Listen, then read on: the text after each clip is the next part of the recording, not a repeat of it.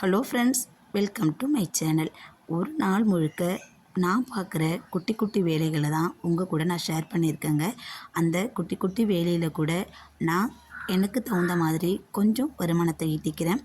நிறையா இல்லைனாலும் ஒரு 100, 50, 200 அந்த மாதிரி கிடைக்கிற மாதிரி வேலைகளை நானே பார்த்துக்கிறேன். அது என்னென்ன வேலைகளாங்கிறத உங்ககிட்ட ஷேர் பண்ணுறேன். காலையிலேயே பசங்களுக்கு தயிர் சாதம், உருளைக்கிழங்கு வறுத்து சாப்பாடு கொடுத்துட்டு அது கூட கேழ்வரகு போட்டு தோசை சுட்டு கொடுத்தேன். தேங்காய் சட்னியும் கார சட்னியும் வச்சு சாப்பாடு கொடுத்து அமுச்சிட்டேன். அமுச்சதுக்கப்புறம் பார்த்திங்கன்னா கிச்சன் இப்படி தான் இருக்குது. நிறையா வேலை. அதுக்கிடையில் கார்ப்பரேஷன் வாட்டர் வந்துருச்சு. தண்ணியை எல்லாத்துலேயும் பிடிச்சி வச்சுட்டேன். 2 நாளைக்கு ஒரு நேரம் தான் தண்ணி வரும். அதனால் நம்ம நிறையா தண்ணி பிடிச்சி வச்சுக்கிட்டா தான் எனக்கு ஆள்றதுக்கு கரெக்டாக இருக்கும். அதனால் பிடிச்சி வச்சுட்டேன். பிடிச்சி வச்சதுக்கப்புறம் பார்த்திங்கனாக்கா ஒரு ஆர்டர் வந்துச்சு. சமையல் ஆர்டர் 12 பேருக்கு பொங்கல் செஞ்சு கொடுங்க அப்படிங்கிற மாதிரி. நம்ம சிலிண்டரில் செஞ்சால் சரிப்படாது அப்படின்னு சொல்லிட்டு அடுப்பில் செய்ய ஆரம்பிச்சிட்டேன். விறுவிறுன்னு கடைக்கு போய் ஜாமான்லாம் வாங்கிட்டு வந்துட்டு 2 கிலோ அரிசி பாசிப்பயிரோடு சேர்த்து வேக வச்சுருக்கேன். இதை சமைச்சு பேக்கிங் பண்ணணும். இது சமைச்சு கொடுத்தா நமக்கு ஒரு 100 ரூபா 200 ரூபா அந்த அளவுக்கு நமக்கு சாப்பாட்டு காசு கிடைக்கும். அதோட பார்த்திங்கனாக்கா அந்த வேலையெல்லாம் முடிச்சுட்டேன். ஆனால் பேக்கிங் பண்ண வீடியோ என்னால் எடுக்கிறதுக்கு முடியல. இது பார்த்திங்கன்னா மணத்தக்காளி பழம். இதை தொண்டை புண் வாய்ப்புண் உள்ளவங்க சாப்பிட்லாம், வயிற்றுக்கு ரொம்ப நல்லது. இந்த கீரையை பறித்து இன்றைக்கி நான் தண்ணி சாறு வைக்க போகிறேன். இது பார்த்திங்கன்னா கரிசலாங்கண்ணி, வெள்ளை கரிசலாங்கண்ணி. இந்த கரிசலாங்கண்ணி தலைக்கு தேய்க்கும் போது ரொம்ப நல்லது. நல்லா முடியும் வளரும்.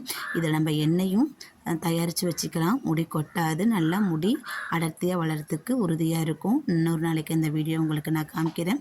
கீரை எல்லாத்தையும் பறிச்சுட்டு அதில் இருந்த காய் எல்லாத்தையும் எடுத்து இந்த மாதிரி காய வச்சுருக்கேன்.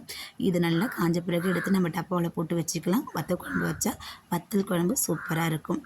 அதுக்கப்புறம் பார்த்திங்கனாக்கா பொங்கல் செஞ்ச பாத்திரம் இப்படி தான் இருக்குது. அந்த வீடியோவினால் பேக்கிங் பண்ணதை எடுக்கிறதுக்கு முடியல. இதை கழுவுறதுக்கு போடணும். இதுக்கு அடுத்த சமயம் பார்த்திங்கனாக்கா சமையல் வேலை ஓடிக்கிட்டு இருக்குங்க. மதியானத்துக்குள்ளே சமையல் வேலை. மணத்தக்காளி கீரை பறிச்சுட்டு வந்து வச்சுருந்தேன் பார்த்திங்களா, அதில் தண்ணி சாறு வச்சாச்சு. தண்ணி சாறு நல்லாயிருக்கும். மீன் வறுவலோட சாப்பிடும் போது, இல்லை உருளைக்கிழங்கு அப்பளம் அந்த மாதிரி ஏதாச்சும் ஒரு தொட்டுக்க இருந்தாலே போதுங்க. தண்ணி சாரோட சூப்பராக சாப்பிட்லாம். காணாங்கழுத்தி மீனும் சுண்ணாம்பு வாழையும் வாங்கிட்டு வந்திருந்தாங்க. அது எல்லாத்தையும் சுத்தமாக க்ளீன் பண்ணி எடுத்துட்டு நான் பாதி மீனை வறுத்தாச்சு. பாதி மீனை வறுக்கிறதுக்கு வச்சுருக்கேன். அந்த 2 மீன் மட்டும் முழுசாக, பாதி மீன் வறுந்துக்கிட்டு இருக்குது. பாதியை பொரிச்சிட்டேன்.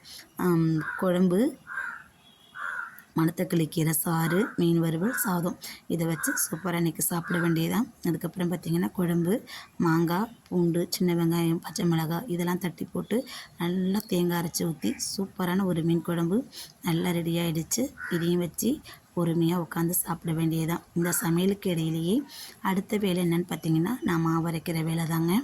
இது மாவு அரைக்கிற வேலை எனக்கு ரெகுலராகவே இருக்கும். ஒரு நாளைக்கு தான் இருக்காது. அந்த மாதிரி நேரத்தில் நான் வேறு ஏதாவது வீட்டு வேலை இருந்தால் அதை நான் பார்த்துப்பேன். இது ஒருத்தவங்களுக்கு மாவு அரைச்சி மூடி வச்சுட்டேன். சமையல் வேலையை பார்த்துக்கிட்டு இருக்க நேரத்திலே பார்த்திங்கனாக்கா மாவு அள்ளி அடிச்சிருச்சு. உளுந்து மாவு 4 பக்கமும். அதை வேற க்ளீன் பண்ணி எடுக்கணும். தோசைக்கு மாவு அரைச்சாச்சு. இட்லிக்கு மாவு ஆட்டிக்கிட்டு இருக்கிறேன். இதை அள்ளி கொடுத்துட்டோம்னாக்கா இதிலேருந்து இந்த குட்டியாக கொஞ்சம் வருமானம் வரும். டெய்லி இவ்வளோதானா வருமானம்னு பார்த்தாக்கா கம்மியாக தான் தெரியும். அதை மாதமாக சேர்த்து வச்சுருந்தோம்னாக்கா நமக்கு நிறையா இருக்குங்க. ஈவினிங் டைமில் பார்த்திங்கன்னா சப்பாத்தி போட்டு கொடுப்பேன். எப்பயுமே ஒரு 15-20 சப்பாத்தி. அதுலேயும் ஒரு குறிப்பிட்ட அளவுக்கு எனக்கு வருமானம் வரும். ஏன்னா நான் அதெல்லாம் ரெடி பண்ணி வச்சு தான் வீட்டு செலவையும் பார்த்துப்பேன், குழந்தைங்களுக்கு வேண்டிய பொருளையும் பார்த்துப்பேன். ஹஸ்பண்ட் சம்பாதிக்கிறதுக்கு நமக்கு கொஞ்சம் கடன் இருக்கிறதுனால அந்த வட்டி பிரச்சனை, தவணை இந்த மாதிரி செலவுகளை அவங்க பார்த்துப்பாங்க. இந்த மாதிரி வர வருமானத்தில் நான் வீட்டையும் எனக்கு குழுவுக்கு தேவையான பணத்தையும் நான் பார்த்துக்கிறேன். வீடியோ பிடிச்சா லைக் பண்ணுங்கள், சேனலை சப்ஸ்கிரைப் பண்ணுங்கள்.